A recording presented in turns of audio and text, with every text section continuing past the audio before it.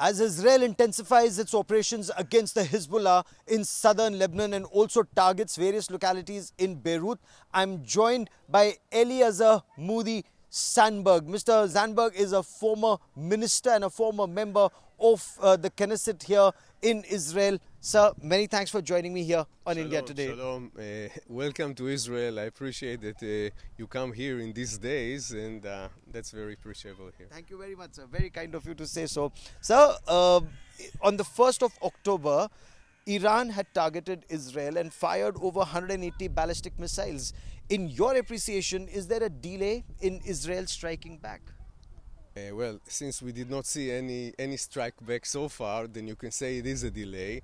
I'm not into the decision-making process, and even if I would, I could not share with you any information. So I guess that the decision has been taken, but timing is a matter of variety of different considerations. And in due time, Israel will act according to what we believe should be the best. Now, Israel must have wargamed this many times. Iran, according to Israel, has used its proxies in the past to target Israel, whether it's the Hamas or the Hezbollah or the Houthi. This time, Iran has done it directly. Why do you think, as someone who's been in the government, someone who's been in the parliament, someone who's been energy minister of this country and infrastructure minister of this country, why do you think Iran got involved directly? Well, I think that the situation deteriorated from the point of view of Iran to the situation where basically the proxies are almost eliminated. If not eliminated, at least their ability to influence or attack Israel is shrinked or minimized. In this situation, when all that happened in a relatively very short time, especially with the Hezbollah, if Iran will not react in any way, that will be a very strong sign of weakness from the side of their supporters and their allies in the region. And also, Iran is not only threatening Israel. In the first cycle, Iran threatens the Gulf countries, Saudi Arabia, all the more peaceful countries in the Middle East. Israel is the excuse of Iran to attack many other countries, and in the next stage it's Europe. Maybe they don't understand it yet, but Europe is next, no doubt about it. So I think that Iran has to show that they are not going to be silent after such a massive elimination of their proxies. You mentioned two of the proxies. The Houthis also suffered, but there are more in West Iraq and in other places. This is why I think they had to act. Now, how would you, after 10 days and now you've had time to assess, what is your assessment of the Iranian missile strike on Israel overall? Well, I'm not an expert, and as you said, I'm a former. I'm not part of the government, so I don't really know much about the details. But if you think about the worst case scenario, situation here would have been much worse. And I think that all in all, we successfully succeeded to answer the attack in a good way. Will that be the conclusion that we are going to draw for future attacks? We need to be ready. We need to improve, and I believe that as far we go to the future, we will have more answers and more better answers to any attack. But all in all, I think that we were able to respond very well from the security of the people of Israel point of view. Sure, 181 ballistic missiles fired in your direction and fired in the direction of Israel. But Iran has threatened Israel with a bigger attack, with a deadlier attack, should Israel strike at the nuclear installations, at the oil installations of Iran. Your appreciation, as an analyst, as an expert, as a former minister in the government, there are some who say, and let me just split my question into two. There are some who say that this is the best opportunity to strike at the nuclear infrastructure of Iran, prevent Iran from becoming a nuclear weapon state. Is that your thinking too?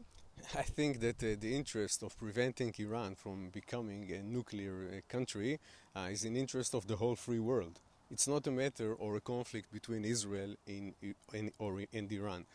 If you like, we can imagine Israel as the forefront bunker protecting the freedom of many countries in the world by coming into this not invited by us conflict, okay?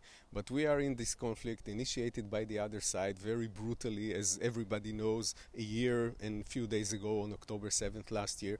And since then we are in a war situation. Who do we fight? The proxies of Iran. What is a proxy? Proxy basically means soldiers, but not Iranian soldiers, okay? Iran, as a policy all around the world for very many decades, used proxies instead of their own people to fight. And they did the same here. They built military bases around Israel, in Lebanon, in Gaza Strip, in Yemen as well. And I think that if they could, they would strong and build it much more in Syria and even in Jordan. So the idea was to surround Israel with military bases that are inhabited by Iranian, not soldiers, but proxies, which are soldiers, okay? So that was like the first cycle of attack. But let's say, God forbid, if Israel is doomed or Iran has weapons, nuclear weapons, who is going to be next? Are they going to stop here? No. Do you know how I know it's not the answer? Because they say it. They believe in exporting their Islamic revolution globally. They don't speak only about Israel. Israel is only the first stage. So if we, the free world, will allow Iran to become nuclear, then the threat to the freedom of the people all around the world, including in your country, is going to grow dramatically, because Iran will find many ways and many reasons to dictate even to India what to do and how to do, because you have Muslims and you have other minorities, and suddenly they will protect them and claim, etc., etc. You know, good reasons exist, good, not real good reasons, they exist all the time anyway. So our struggle here is against Iran, but this is a struggle in favor of the free world and freedom all around the world. So the interest to demolish the nuclear abilities of Iran is an interest of the free world. Now, whether it will be done or not, it's a matter of many considerations. Those considerations are not by necessarily only local Israelis, but I truly hope and pray that the world will understand it and not only back Israel, but also support it in actions. So far, and let's take this, this very comprehensive answer of yours. Let's split this again. If we were to talk about support for Israel, your ally, the United States of America, we are given to believe that when 181 ballistic missiles were fired in Israel's direction, while you had your Iron Dome and David Sling and Arrow 2 and Arrow 3 and Patriot and your fighter jets, apparently the US missile defense shield in the Mediterranean Sea, their aircraft carrier battle group, their destroyers and their aircraft were also in the sky. But is US on the same page in your appreciation? And you've also been watching whatever is happening and you've been in the government. In your appreciation, is President Joe Biden and Prime Minister Benjamin Netanyahu, who apparently hadn't spoken for close to 2 months, are they on the same page? First of all, they just spoke this, I think, a day ago, it was, Yes, or 2 days 30 ago. minutes for 2 days ago. And secondly, I'm sorry, I cannot answer you because I don't know the answer. You have to call Biden and ask him. If you know how to reach out for him, ask him, and probably he will give you the right answer. Sometimes not everything that is said in the media, and I know you belong to the media, but still not everything needs to be said in the media, especially not explicitly and before time. So I don't know exactly what will happen. I believe that America understands the need to demolish nuclear abilities in Iran. I believe that America is still the leader of the free world, and I believe by saying these two sentences that the right decision will be taken. Fair enough. The nuclear infrastructure, target 1. Oil infrastructure, target 2. I know you have a big smile on your face because this is what analysts have been arguing and media has been discussing for over 10 days now. But oil infrastructure, and you've been energy minister of this country. If that oil infrastructure is targeted, what's the impact on Iran?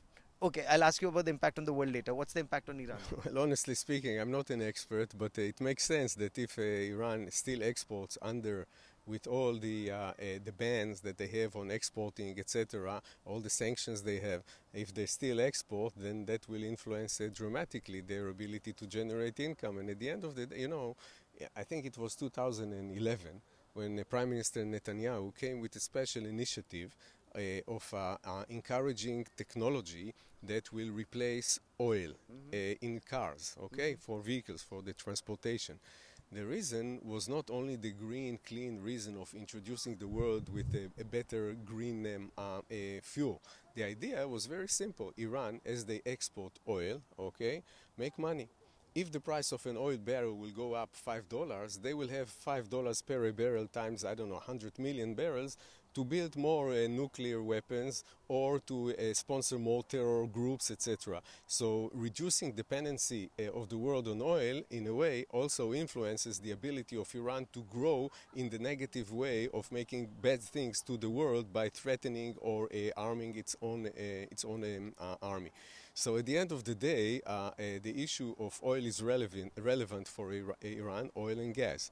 How much it is today with all the sanctions? Are they really sanctions, or maybe, they manage to work behind the scenes in a certain way? I don't know. But no doubt that any economical damage like that can be very influential on their economy long term.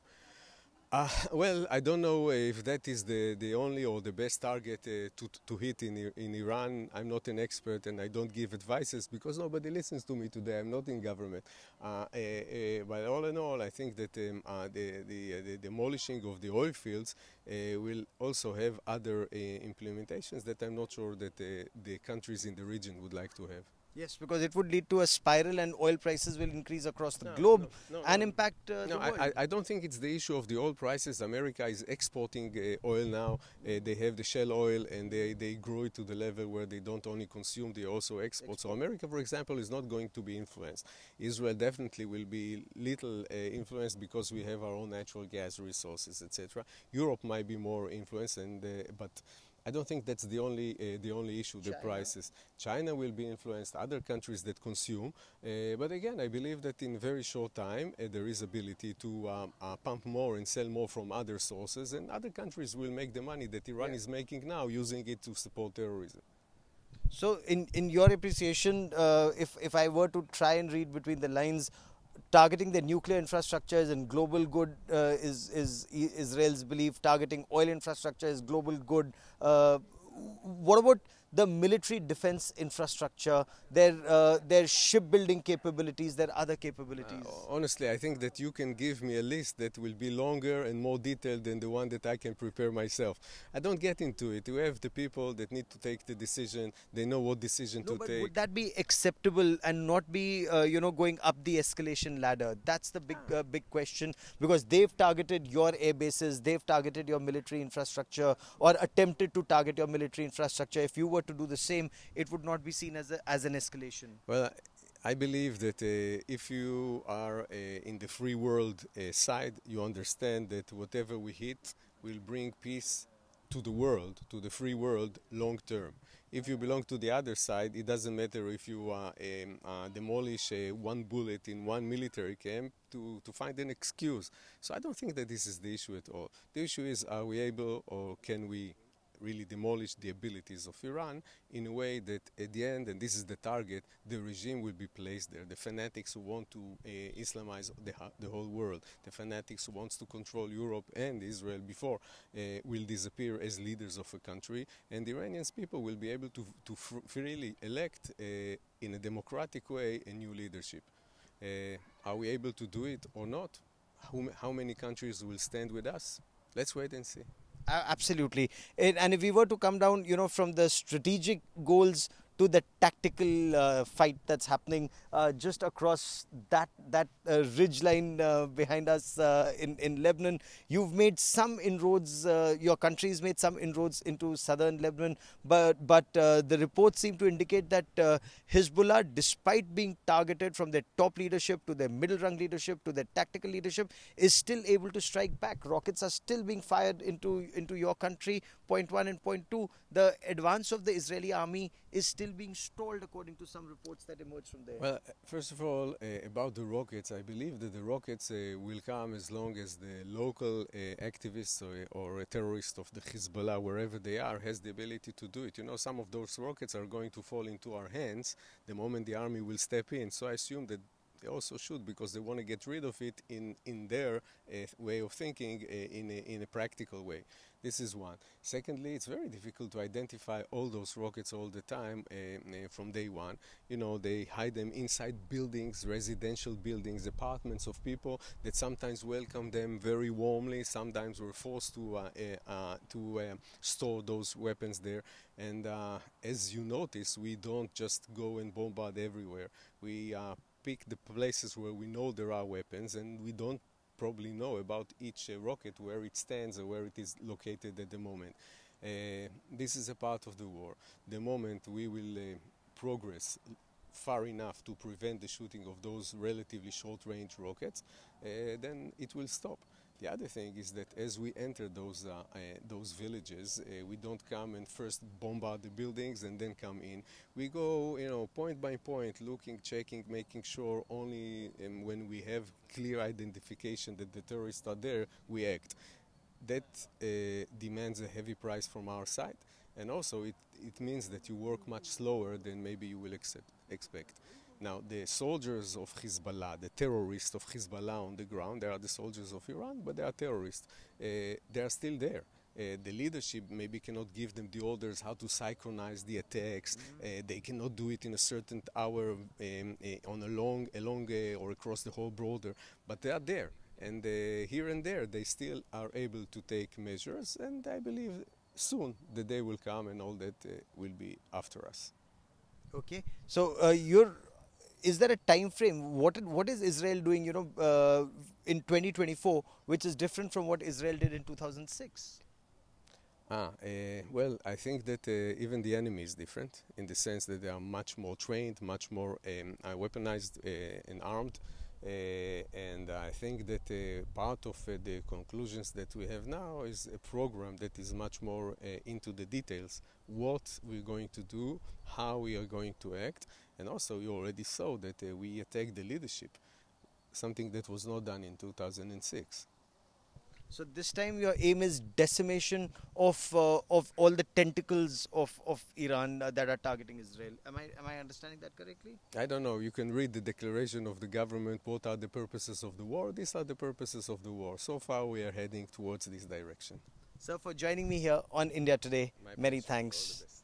So that's a former minister in the government here in Israel, Eliezer Sandberg, who's very clear that the aim this time is to ensure that Israel is safer from attacks of the Hezbollah, of Hamas, and in the view of the government, taking down the regime in Iran or targeting their nuclear infrastructure or the oil infrastructure will benefit not just Israel but the democratic world. Gaurav Sawant in Israel for India Today.